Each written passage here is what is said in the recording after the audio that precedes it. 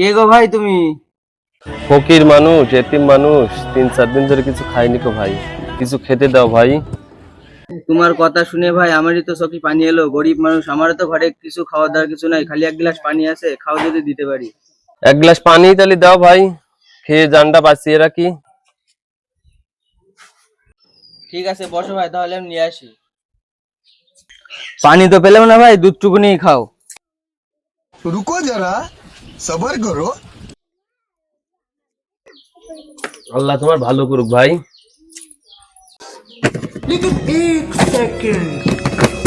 পান্ডু, হ্যাঁ আব্বা বলো। এখানে সে বেগুনি বীজ গুলা ছিল গিলাসে, সেই গিলাসটা কই? হ্যাঁ আব্বা, গিলাসে দুধ নাই, দুধ দিয়েছিল। আরে বেটা, ফকিটা ওয়াকালে জীবনটা হারালে রে বেটা।